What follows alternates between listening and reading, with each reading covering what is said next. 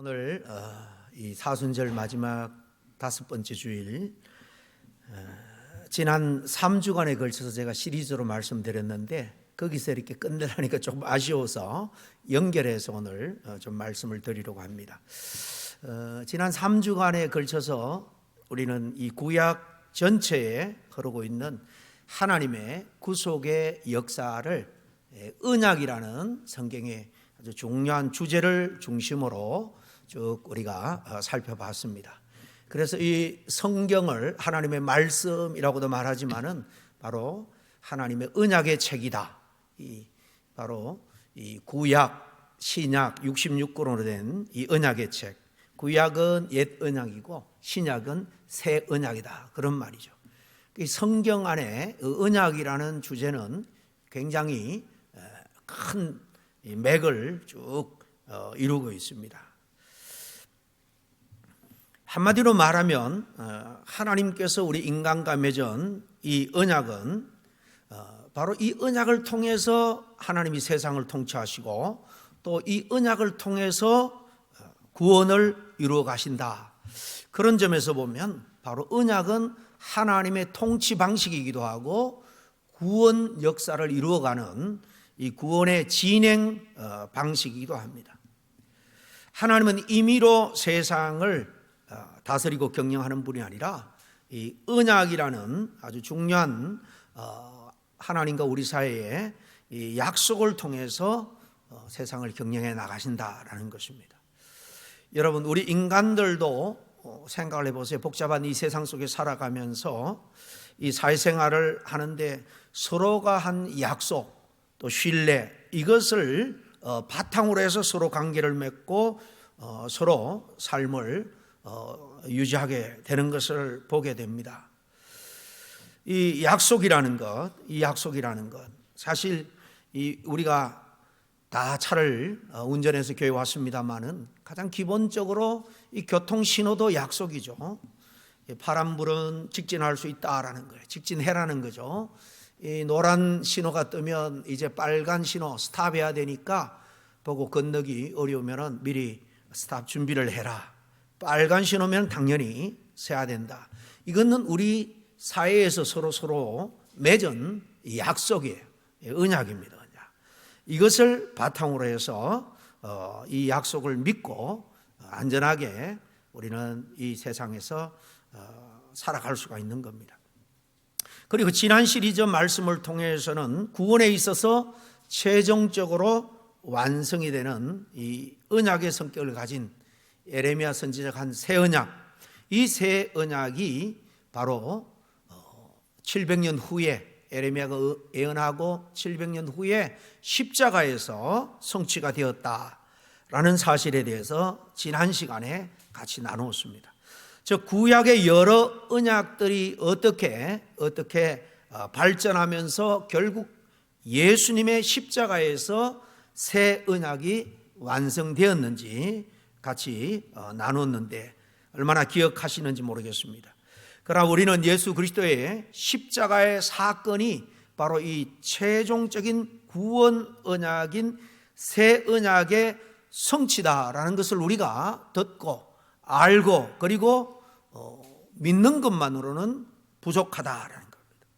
우리가 십자가 구원 역사를 믿고 하나님의 백성으로 회복되었다. 이 새 언약의 십자가 사건을 통해서 하나님의 자녀가 되었다. 새 언약 백성이다라고 표현하기도 하는데 하나님의 자녀로 회복되고 새 언약 백성이 되었다면 그 다음은 마땅히 우리가 하나님의 백성답게 새 언약의 백성답게 어떻게 살아가야 하는가 하는 문제에 대해서 우리는 응답하지 않을 수 없습니다.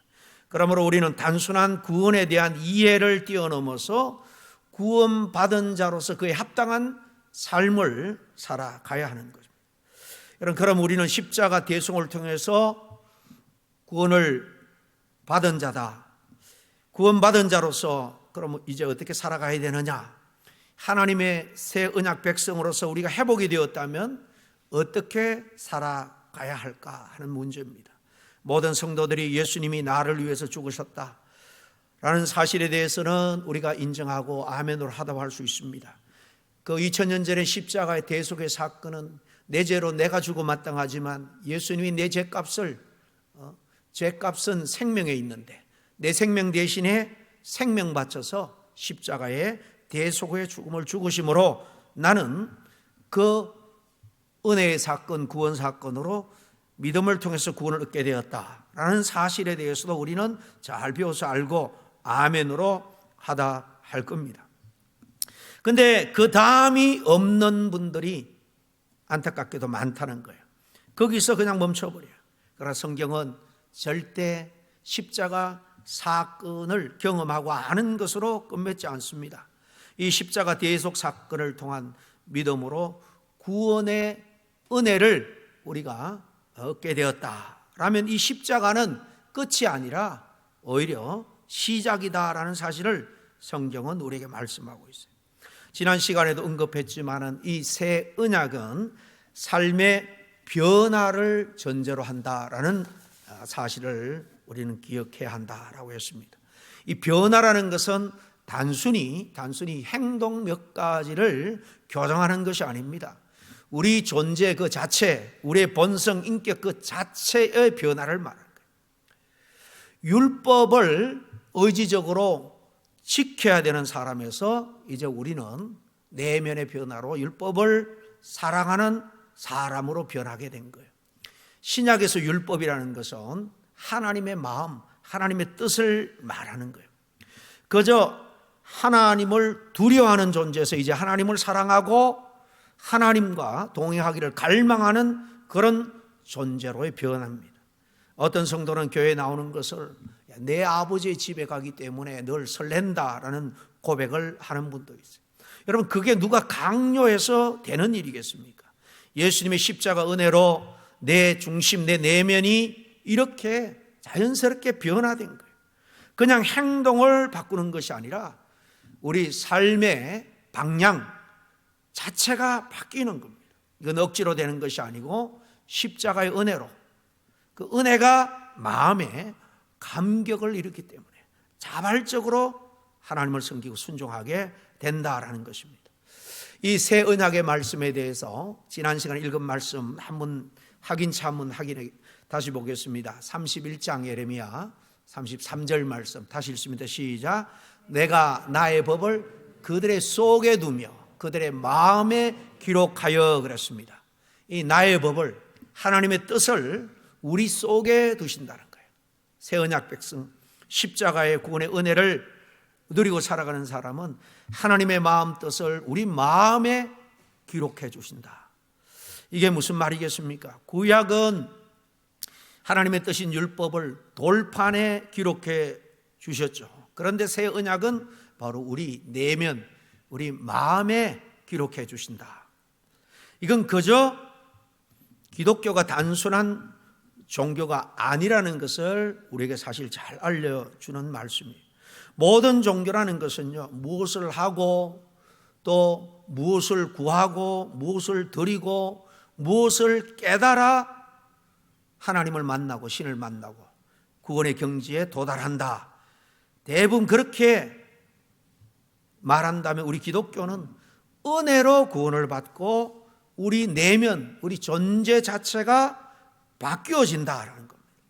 바울이 고린도후서 5장 17절에 뭐라고 말씀했습니까? 한번 같이 읽습니다. 시작. 그런즉 누구든지 그리스도 안에 있으면 새로운 피조물이라. 이전 것은 지나갔으니 보라 새 것이 되었도다 라고 말합니다. 예수 믿고 새 언약의 백성이 된 사람은 그 존재 자체가 새롭게 변화된 그런 삶이 시작된다라는 의미입니다. 여러분, 세상 사람들이 살아가는 모습들을 한번 곰곰이 생각해 보시길 바랍니다. 세상 사람들을 움직이는 내면의 동기가 뭔지 보세요. 대부분 사람들은요, 여러 가지 동기지만 겉으로 그냥 뭉뚱그려서 보면 법으로만 살아가는 사람입니다. 그런가 하면 하나님의 은혜로, 그 사랑으로 살아가는 사람이 있어요. 이 둘은 완전히 다르죠. 법으로 살아가는 사람은 내가 급할 때는 교통신호를 좀 어기고 싶고 빨리 그냥 빨간불에도 지나가고 싶은 마음이 있지만은 혹 주변에 경찰이 없을까 해서 억지로 그 법 신호등 앞에 서게 되는 겁니다. 억지로 순종하게 되죠. 그러나 내면의 변화를 경험한 사람은 어떻습니까? 마음이 새롭게 된 사람은 어제 자연스럽게 기쁨으로 순종하게 된다는 것입니다. 하나님이 원하시는 건 뭘까? 단순한 행동 몇 가지를 교정하는 것이 아니라 더 근본적으로 이렇게 우리의 삶, 우리의 그 체질 자체를, 우리 본성 자체를 이렇게 변화시키는 겁니다. 그래서 마음에서 우러나는 자발적인 순종을 하나님은 원해요. 그러므로 새 언약의 핵심은 그저 이렇게 해라 저렇게 해라 착하게 살아라 그게 아닙니다. 예수 그리스도를 진짜 나의 구세주로 믿게 되면 바울이 말한 것처럼 새 사람이 된다, 새로운 피조물이 된다라는 것이에요. 생각이 달라지고 삶의 목표와 의미가 달라지게 될 수밖에 없다는 겁니다. 여러분, 이 언약은 이 하나님의 뜻, 그 언약법이 사람의 마음에 기록이 된다, 새겨진다. 무슨 말입니까? 이제 하나님이 외부적으로 이렇게 저렇게 통제하기보다는 내면의 변화로 자발적인 하나님에 대한 신앙과 섬김으로 바꾸셨다라는 겁니다. 여러분, 이게 종교와 우리 기독교의 차이입니다. 그런 점에서 교회에 오래 다녀도 십자가 복음의 은혜를 체험하지 못하면 그저 종교인으로 교회만 왔다 갔다 할 수도 있다라는 것을 우리는 알아야 됩니다. 종교는 뭡니까? 이렇게 살아라, 이렇게 해야 구원을 얻는다라는 식이지만은 복은 전혀 다른 차원이죠. 너는 이미 하나님의 자녀가 되었다, 다른 사람이 되었다라고 말합니다. 여러분, 행동은 마음을 따라갑니다. 그러므로 억지로 착하게 살아가는 사람은 결코 오래 가지 못하죠. 그러나 마음이 이렇게, 우리의 본성이 이렇게 바뀐 사람은 자연스럽게 행동도 바뀔 수밖에 없어요. 이게 진짜 성경이 말하는 변화입니다. 어떤 나무에 사과를 아무리 많이 매단다 할지라도 그것을 사과나무다라고 말할 수 없습니다. 바로 그 나무 자체가 뿌리로부터 바뀌어야 되는 거예요. 하나님은 억지로 행동을 고치려고 하지 않습니다. 그 사람 존재 자체를 바꾸신다는 거예요. 여러분, 그럼 이 변화 어떻게 가능한가? 성경은 구약에서부터 신약 전체에 한마디로 너의 힘과 능으로 되는 게 아니다, 의지로 되는 것도 아니고 지식으로 될 수 있는 것도 아니고 오직 성령으로만 가능하다라고 말씀합니다. 구약에서 에스겔 선지자가 일찍이 예수님의 십자가 사건 그 600년, 650년 전에 활동했던 선지자죠. 새 영을 너희 속에 두고 또 내 영을 너희 속에 두겠다, 하나님의 예언을 이렇게 대언했습니다.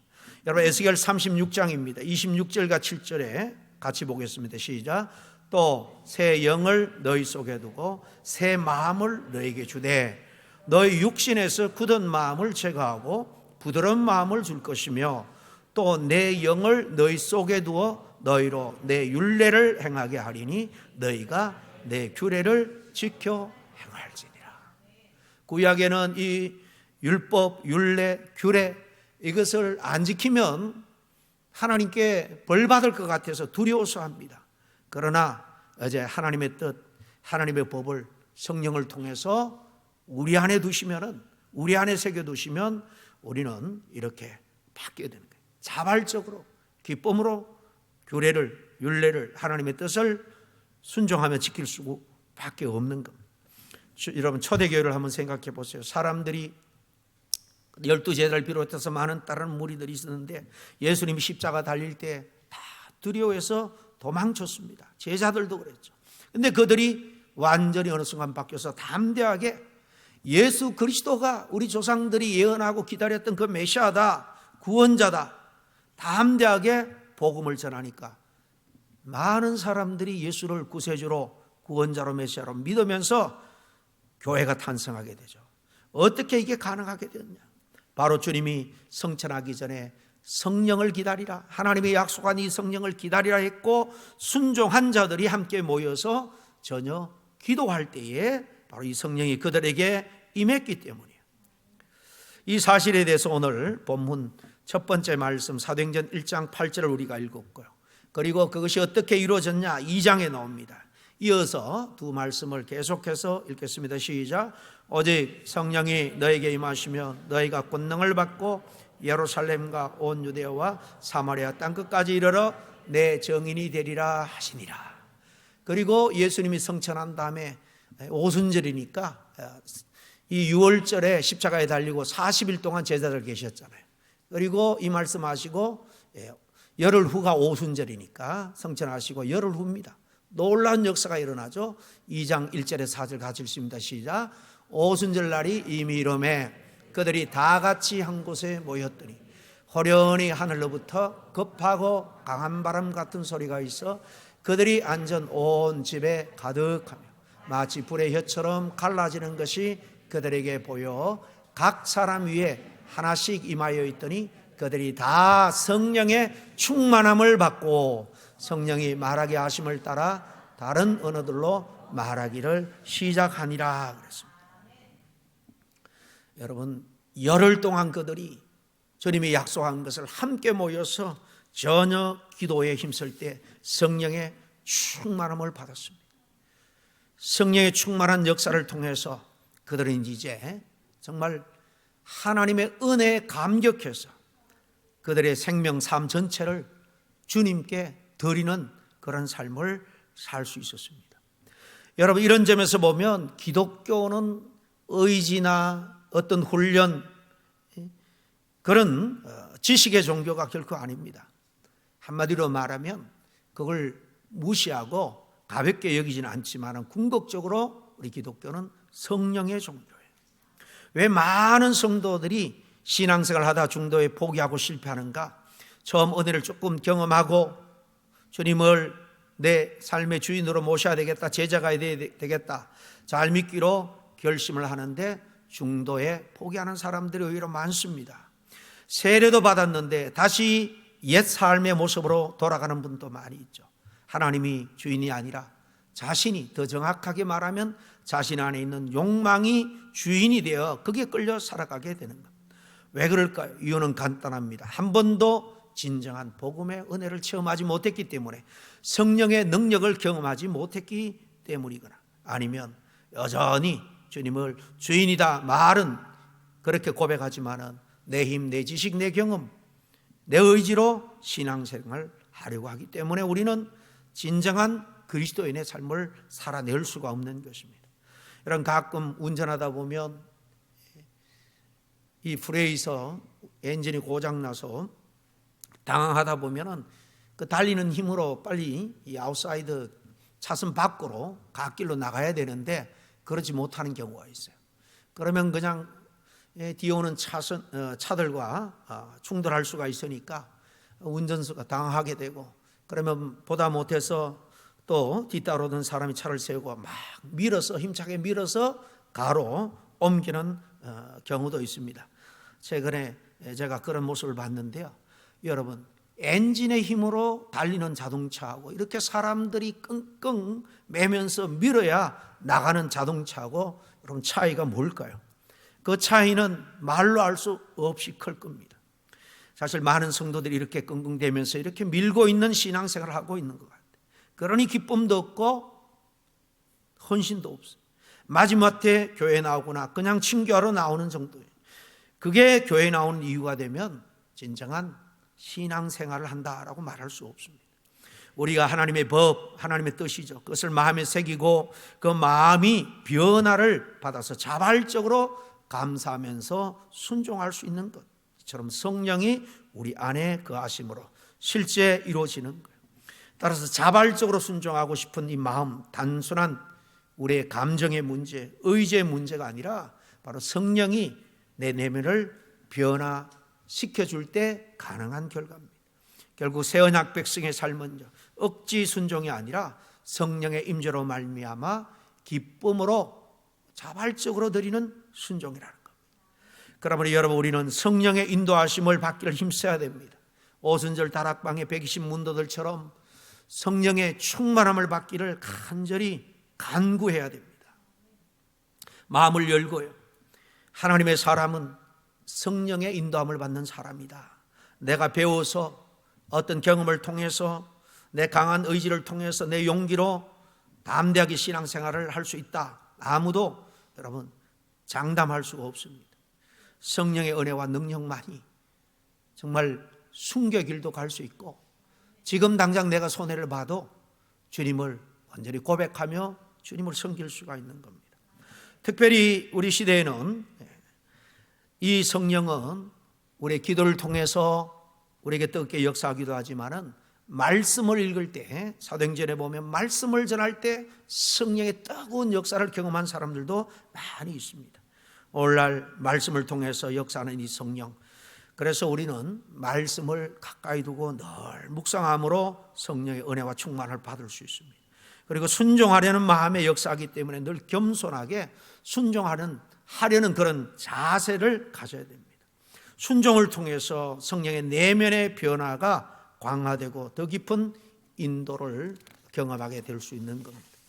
그럼 구체적으로 새 언약의 백성 어떻게 살아야 되느냐? 성경은 여기에 대해서 여러 가지를 우리에게 말씀합니다.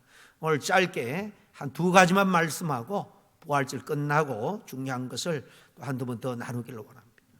첫째로 새 언약의 백성은 어떻게 살아야 되냐? 새 언약의 백성은 교회 공동체로 살고 또 정인의 사명을 감당해야 한다라는 것입니다. 이 두 개는 연결되어 있기 때문에 우리가 한 대지로 생각해 보려고요. 우리가 먼저 읽은 이 사도행전 1장 8절의 말씀, 오직 성령이 너에게 임하시면 너희가 권능을 받고 예루살렘과 온 유대와 사마리아와 땅끝까지 이르러 내 정인이 되리라 하시니라 그랬죠. 주님께서 제자들이 하신 말씀입니다. 여기 세 가지 아주 중요한 키워드가 있습니다. 성령이 임하신다라는 거예요. 성령이 임하신다. 또 두 번째, 그러면 너희가 권능을 받는다라는 겁니다. 그리고 마지막, 정인이 된다라는 겁니다. 성령이 임한다는 것은 내 안에 이제 하나님의 능력과 내 삶의 방향이 새롭게 세워진다라는 의미입니다.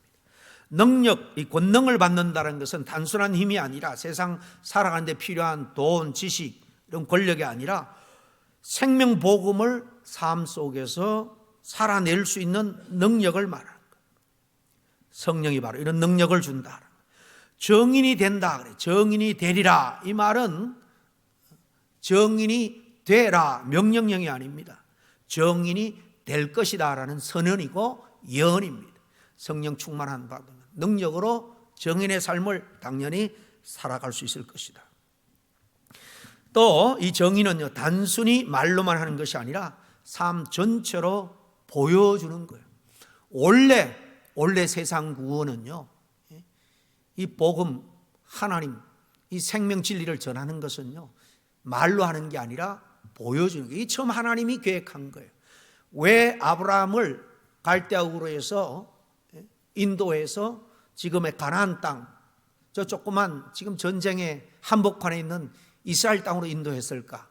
그때 세상 문명은 남쪽으로는 이집트 문명, 이집트 제국이요, 큰 영향력을 행사하고 있었고, 동북쪽으로는 지금의 이란, 페르시아, 그전에는 바빌론이죠. 바빌론, 페르시아. 이 문화가 거기에 크게 꼽히고 있었고, 그리고 지중해, 유럽 쪽으로 지중해 문화가 꼽히고 있었습니다. 왜 조그만 이스라엘 땅, 팔레스타인 땅에 하나님이 아브라함을 거기 불러놓고 너를 인해서 너의 후손들이 복을 받게 되느냐, 너 후손을 통해서 세상이 구원을 얻게 된다, 그 말이죠. 그 후손이 애굽에서 430년 동안 큰 민족이 되었을 때 모세를 대언자로 세워서 하나님이 내 민족을 제사장 나라로 삼겠다. 제사장이 뭡니까? 세상을 구원하는 그런 일의 역할을 맡은 사람이 제사장이에요. 하나님과 죄인 사이에 브리지 역할을 하는 게 제사장이에요. 왜 이스라엘이 거기 있어? 하나님의 진리의 말씀, 생명 복음, 그 당시에는 율법적인 삶이죠. 십계명을 비롯 그걸 모범적으로 살고, 그래서 주변 열방들이 참 아름다운 그들의 삶의 모습을 통해서 사실 세상에 영향력을 끼치고, 보는 그런 선교를 통해서, 보여주는 선교를 통해서 하나님이 세상 구원을 처음에는 이렇게 계획한 것이다 라고 여러분 우리가 생각해 볼 수 있습니다. 이렇게 삶 전체로 신약에도 보여주는 거예요. 초대교회가 아름다운 삶의 모습으로, 여러분 전도도 전도지만은 많은 사람이 교회로 몰려왔잖아요. 이 세 가지를 중심으로 성령 받은 사람, 그리고 그 사람은 왜 공동체 안에서 살아야 되고 또 정인의 삶을 살아야 되는지 잠깐 생각해 봅시다. 먼저 성령은 개인적인 은혜로 부어진다라고 생각할 수 있지만, 오늘 이 마가 다락방 사건을 보면 믿음에 순응하려고 하는 그 공동체 안에 공동체적으로 성령이 충만하게 임한 걸 볼 수 있습니다. 우리가 종종 성령 받기를 개인적인 경험으로만 생각하기 쉽습니다. 나에게 임하셔서 나를 변화시켜 주셨다라는 경험도 있습니다. 중요합니다. 그러나 우리가 성령의 충만함을 받기 위해서는 이렇게 그래서 함께 정인의 공동체로 사명을 감당하기 위해서는 하나님이요, 함께 공동체로 예배드리고 기도하고 찬양할 때 함께 힘을 모아서 뜨겁게 기도할 때 이렇게 성령의 역사가 강하게 임한다라는 사실입니다. 성령은 우리 한 사람 한 사람을 개별적으로 쓰지 않습니다. 공동체 안에서 함께 힘을 모아서 함께 하나님을 섬기고 함께 하나님의 뜻을 이루는 것, 세상에 하나님 나라를 세워 나가는 일을 맡기신다라는 것. 초대교회가 서로 그들은 함께 성령 충만을 받고 기도했습니다. 서로 함께 격려했습니다. 함께 힘을 합쳐서 구제하면서 복음을 전한 거예요. 성령이 우리 안에 역사할 때 그것은 나 혼자의 능력이 아니에요. 함께 나누고 서로 세우는 그런 능력으로 나타난 거예요. 성령의 능력은 공동체적 신앙생활 속에서 또 분명하게 드러나게 된다라는 것입니다. 나 혼자만 어떻게 신앙생활을 한다고 세상이 변하지 않습니다. 우리가 함께 힘을 써 기도하고 함께 서로 사랑하고 함께 격려하고 함께 힘을 모아서 세상에 정말 가난하고 궁핍에 처한 사람들에게 사랑과 긍휼의 손길을 내밀 때에 그 파급력은, 영향력은 크게 드러나는 것입니다. 그리고 정인의 삶에 대해서 생각해 보면, 정인이라고 할 때 이것은 꼭 말로 전하는 것이 아니라 말씀드린 것처럼 삶 전체가 복음을 보여주는 그런 삶의 모습이다라는 것입니다. 우리 주변의 행동과 말로 하나님의 나라의 가치를 보여주는 사람이에요.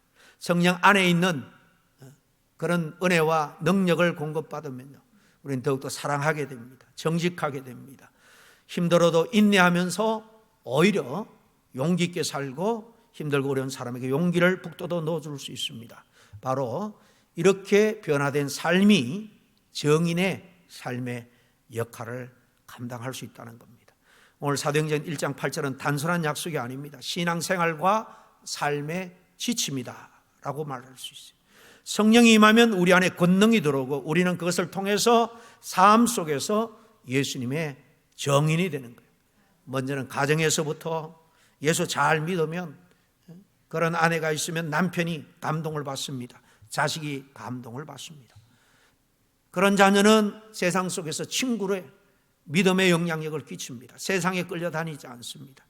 그런 남편은 직장에서 선한 영향, 믿음의 영향력을 미칩니다.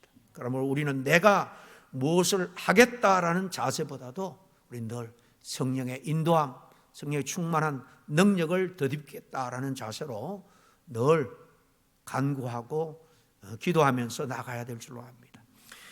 마지막으로 하나 더 생각해 볼 것은 두 번째 오늘 본문 이야기입니다. 새 언약의 삶은요, 산 제사여야 된다. 우리 삶이 산 제물로 드리는 삶이 되어야 된다는 거죠. 같이 한번 읽습니다. 로마서 시작. 22장 1절. 그러므로 형제들아, 내가 하나님의 모든 자비하심으로 너희를 권하노니 너희 몸을 하나님이 기뻐하시는 거룩한 산 제물로 드리라. 이는 너희가 드릴 영적 예배니라 그랬습니다. 너희 몸을 하나님이 기뻐하시는 산 제사로 드리라, 제물로 드리라. 달리 말하면 구약 시대는 짐승을 잡아서 제물로 드렸는데 이 신약 시대 우리 새 언약의 백성은 내가 제물이 되어야 된다는 것입니다. 제물은 죽어야 제물 역할을 할 수 있어요. 피를 흘려야 됩니다. 다시 말하면 희생이 따라온다는 거예요. 우리의 삶 전체, 말, 행동, 생각뿐만 아니라 때로는 시간도 내고 재능도 좀 헌신할 때에 온전히 이렇게 산 제물로 우리 자신을 드리는 삶을 살아갈 수 있다, 그런 의미죠. 즉 내 삶 전체가 예배가 되어야 된다라는 건데요, 우리 일상 삶 전체를 하나님께서 기뻐하시는 그런 방식으로 살아가는 것, 산 제사요 예배의 삶, 이것이 기뻐하는 영적인 그런 예배인 줄로 믿습니다. 우리의 삶 전체가 예배가 되어야 되는 이유는 아주 분명합니다. 성경에 그것이 하나님이 원하는 뜻이고 하나님이 기뻐하시기 때문에, 우리가 형식이나 억지가 아니라 우리의 마음, 몸, 생각, 행동이 하나로 하나님을 향할 때에 하나님은 온전히 우리를 기뻐하십니다. 물론 우리 안에 계신 성령의 역사가 그렇게 하지만은, 그러나 그런 삶을 늘 사모하고 살려고 힘쓸 때 성령님은 더 우리 안에서 이런 은혜와 능력을 공급해 주는 겁니다.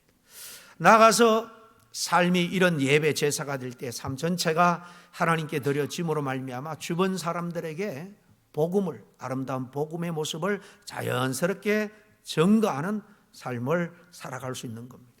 우리가 일상 가운데 구체적으로 산 제사의 삶을 살기 위해서는요, 아침에 일어나서 하는 작은 습관부터 바꿔야 될 줄로 압니다.